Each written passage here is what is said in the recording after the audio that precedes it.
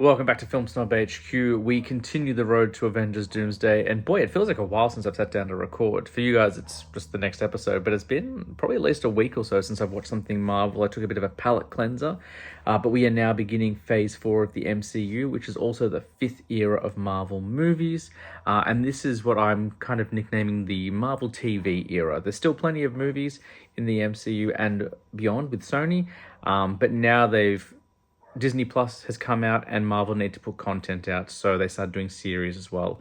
I know this is the phase where people think Marvel started to lose their way.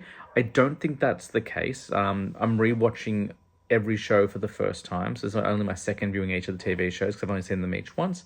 I don't think they lose their way. I think they had to do something different, but I do think the demand to put out a lot of content in a short period of time hurt them a little bit. And the show we're going to talk about today, I think, proves that. So we are talking about, of course, Wandavision, which to me, I think to date is the most creative, most interesting TV show they've done. It's definitely unique. There's nothing else quite like it. Wandavision picks up mere weeks after Avengers Endgame, which we find out later in the series. There are 9 episodes, and the first few are very much confusing, I think, especially for first-time viewers. We don't know what's going on, but Wanda and Vision seem to have found themselves in a sitcom world.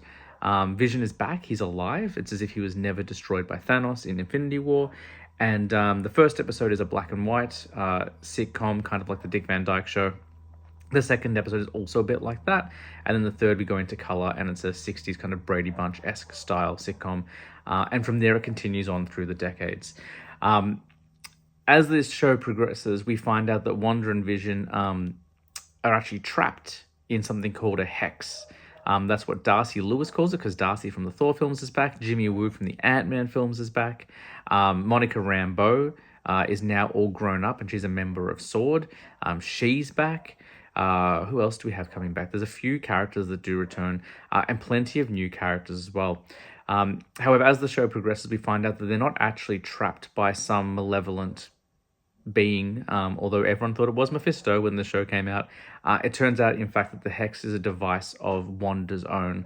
And the show is really interesting because it allows us to go back into her origins. So we kind of see what happens between the events of Endgame and now. So we see how she visited Vision's body, she went to SWORD, but we also learn more about her childhood and why the sitcoms are so important. Sitcoms have become a tool for her to process her grief.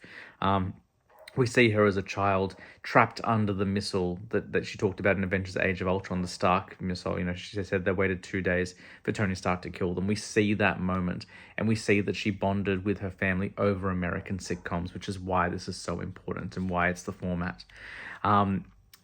We're introduced to a slew of new characters, and I think that's the biggest problem with this phase of the MCU, is that they're still doing everything in phases, kind of like leading to some, kind of a bunch of movies and shows lead to something, you have a payoff, and then do it all over again.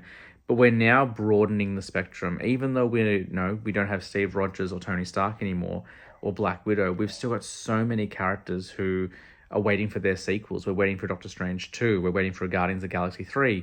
We're waiting for all these characters to kind of get their payoffs, and we're bringing these new characters in. So we are introduced to the adult Monica Rambeau, who would go on to be in the Marvels. We're introduced to Agatha Harkness, who in the comics, I believe, was just the babysitter of the Fantastic Four. In here, she's a much more kind of dark witch, played by Kathryn Hahn, who's brilliant. We're introduced to both Tommy and Billy Maximoff, the Wanda and Vision's children, who are Wiccan and Speed, respectively. And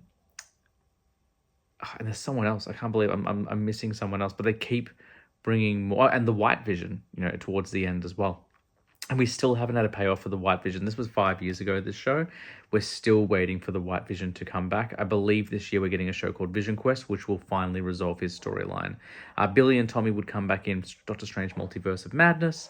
Agatha would get her own TV show. But as you can see, with one installment, we're now looking at 4 or 5 spin-offs, as well as, trying to tie up loose ends from before Infinity War and Endgame. And I think that's the problem that Marvel have had. Not their putting out inferior content. This is only the first project, but I loved it the second time round, even more so than the first. It's so beautiful. It's funny. It's dark. It's a mystery. It's a tragedy and heartbreaking. The performance is excellent. Like, Elizabeth Olsen carries this show comfortably on her shoulders. She finally gets a proper costume, but for most of the show, she's wearing comfortable clothes, which I really appreciated. I thought that was really lovely for her as an actress to not have to wear, kind of a crazy costume for most of the show. But yeah, so all in all, WandaVision, a lot of fun. Definitely the most unique project they've put out, and something that I really enjoyed going back to. But the reason it took me so long is that when they started announcing these shows, I always said, well, when it comes to a rewatch, I'll just watch the movies because the shows are long, like there's 9 episodes in this, and most of them are half an hour long, but we're still looking at 4.5, 5 hours in a rewatch. This took me 3 days to watch.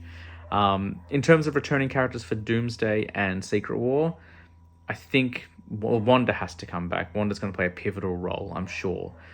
Vision, I think I talked about this before, but White Vision, I think he's probably going to come back in some way, shape, or form.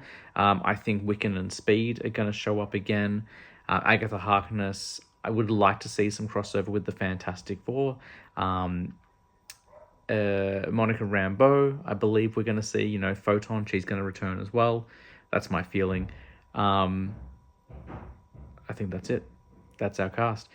Really great show. If you haven't seen it, if you're put off by some of the reviews early on, don't skip this one. This is probably, with the exception of maybe Loki, the best show they've done. And it's so much fun. And just, there's some really heartbreaking stuff in there as well. Really beautiful stuff. But that's WandaVision. Next up is Falcon and the Winter Soldier.